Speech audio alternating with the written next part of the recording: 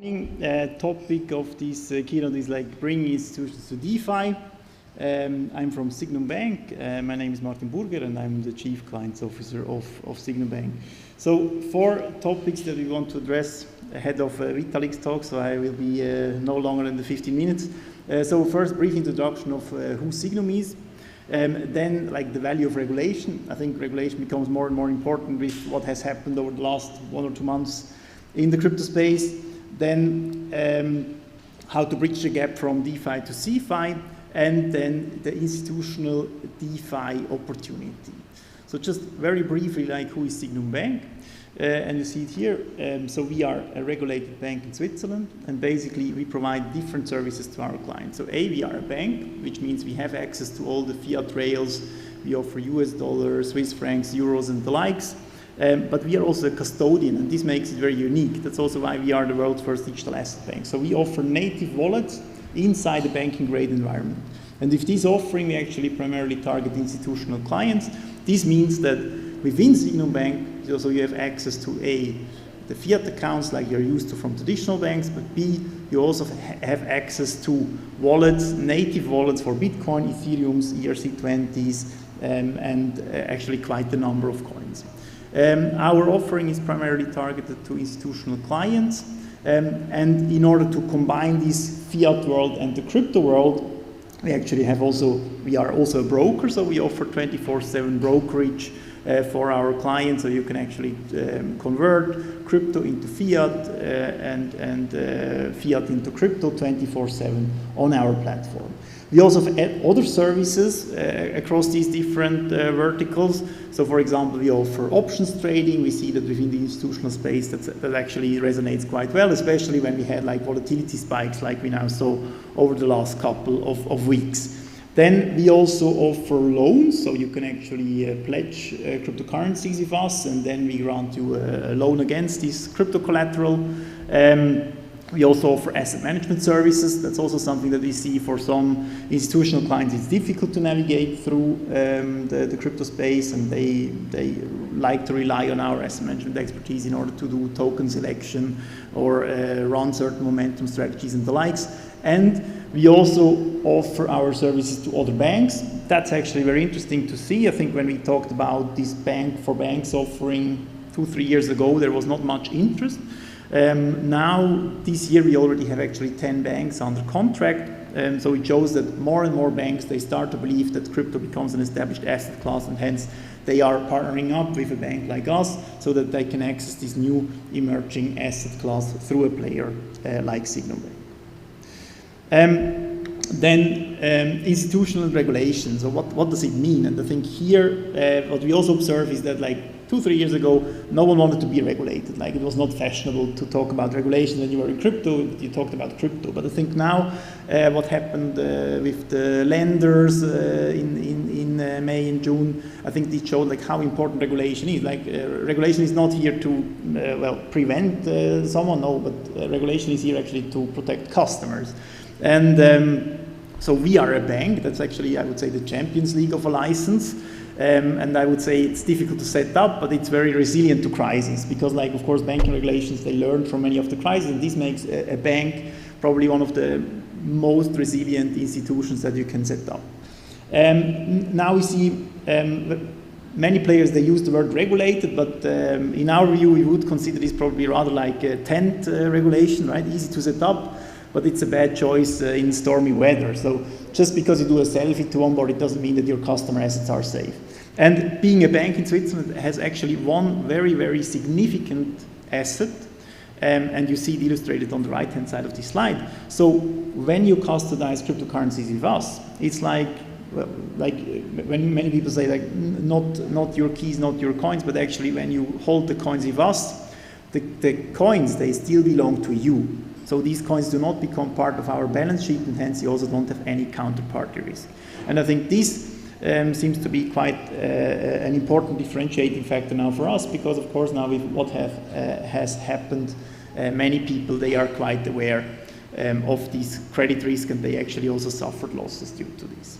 Now, bridging the gap between cefi and DeFi, and so I think what we observe, and we are in the middle of this Sygnum Bank, because of course we being a bank but also offering crypto, we are really at this, we are this bridge between both worlds, and I think we see that we have the DeFi island. On DeFi island, many crypto activated people, but they, for example, they want to buy real estate, right? So they ask themselves, why is real estate denominated in USD? Hence, it means that even if you want today, you cannot just stay within the crypto space. You need to somehow, if you want to, yes, buy real estate, or even if you want to buy a car, most likely you need to go through a financial institutions. Hence, we see that there is a gap for people in the DeFi space in order to actually purchase assets in the real world.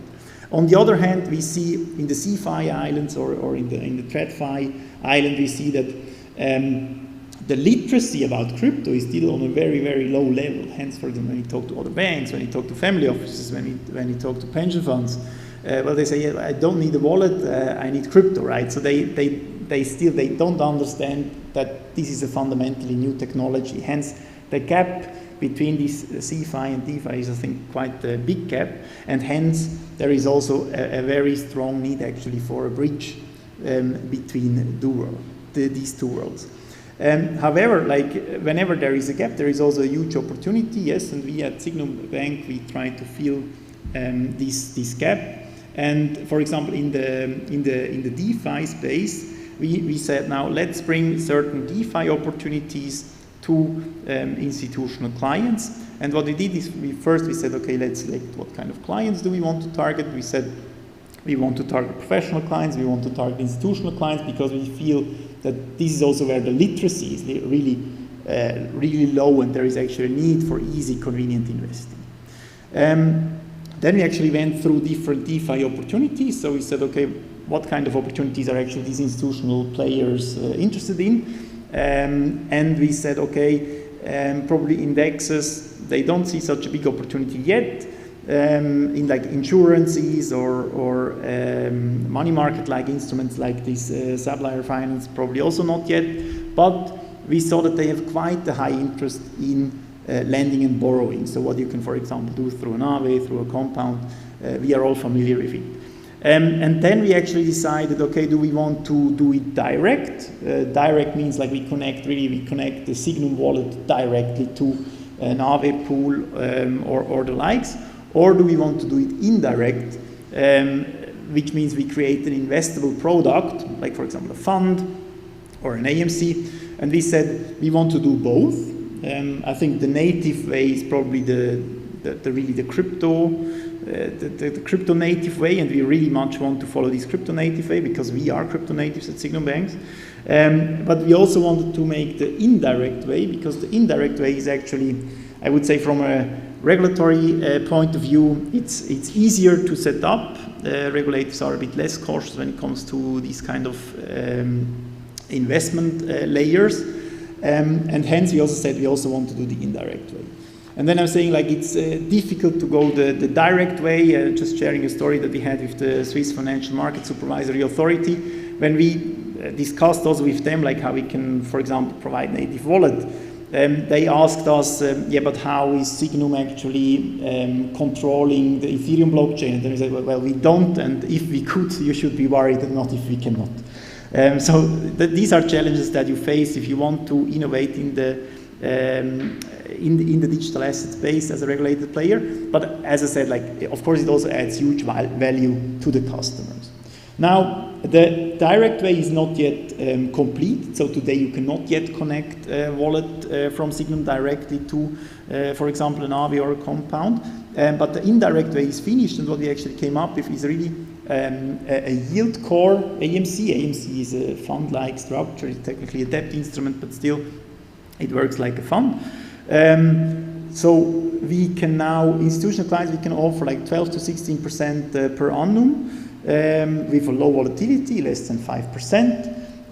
It's actively managed, which means we continue to screen the market for a new attractive opportunity and provide these opportunities to our clients within this structure.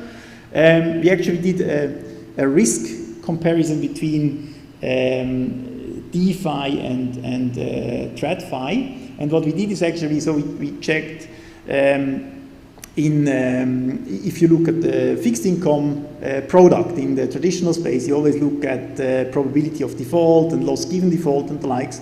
And what we looked at is actually at the technology risk, so it means how many DeFi pools have been hacked, and if they have been hacked, like how much was actually the loss out of this hack. And we now came up with, I think if you look at data, you see that, okay, the absolute losses, they are going up if you look at, so the absolute amount hacked is going up, but given that the total value locked in these protocols is actually growing at an even faster pace, we see that the attractivity of the DeFi lending opportunities, they actually increased, and you can compare it now, if you look at the TradFi world, you can compare the risk of investing into like these kind of yield opportunities to approximately a triple B, double B rating, which is quite solid if you compare it to TradFi. And also if you look at then the risk reward, it's actually very attractive, because like for a triple B instrument in the traditional space, you probably get today 5 to 6%. It's now increasing given the raising interest rates, but still, so it's quite an attractive risk-reward opportunity that we have. Within this AMC, we already have 20 million, primarily from institutional clients. We just launched it actually a month ago, so there is still space to grow, and we are quite convenient that we can grow these kind of products to more than 100 million, probably even 200, 250 million over the midterm. And it shows that I think institutional clients, they are interested to get into the digital asset space. For many of them, the risk and drawdown risk of direct investment is probably still too high, so some of them still reluctant to take actually direct exposure in Ethereum, Bitcoin or the likes, but they have appetite to try something out, and I think it now showed, like the market feedback showed that they have appetite, for example, for a product like this. And of course, through this product, they indirectly benefit from all the innovations which are going on in the DeFi space. Now, when we look at this product in a bit more detail, so how do we generate inside this product? So what we do is, of course, what we actually do probably privately within with our MetaMask wallet and the likes. So we engage in lending activities. So yes, we use platforms like Aave, we use platforms like Curve, for example, to really lend and generate yields. However, right now the yields are of course quite compressed, so we do not achieve this 12 to 16% with this, given the compressed yields that we see. But we also do other things. We, for example, do liquidity provisioning. When we do liquidity provisioning, we hedge the risk, for example, of an impermanent loss, so that we don't face these kind of risks. We also do staking. With staking, we actually also do the same. If we stake, then we try to hedge the market risk, because we don't want to have directional exposure within the product. And we also do arbitrage across different strategies. So all market neutral strategies, of course, by definition of arbitrage, and this then also contributes a certain return on these kind of assets. So I think with this, I'm actually already at the end of the presentation, just I think on time, so that we can all go and listen to Vitalik. But for us, I think interesting to see there is a gap between cefi and DeFi in both ways. We try to bridge it for traditional players, but we also try to bridge it for crypto natives who actually have investment needs in the traditional space. And we also see that institutional money is interested in DeFi. They don't have the knowledge to do it themselves, so they wouldn't do it through a wallet. Most of them wouldn't, because to have wallets, to have a key set up which is institutional grade is quite a high entry barrier for them. Hence, they rely on someone like, for example, like us, who has the asset management expertise, who has the technology expertise to structure a product for them, and then they invest like this into DeFi. But still, we all benefit from it, because money is actually flowing into the DeFi space.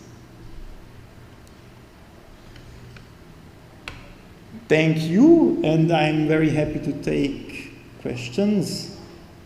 Yes? No, we use staking partners. So basically, we select opportunities. So basically, we collect money from investors. We come up with an investment strategy, and then we would actually invest in these opportunities through staking partners. We don't run nodes ourselves or the likes. Good. Thank you very much.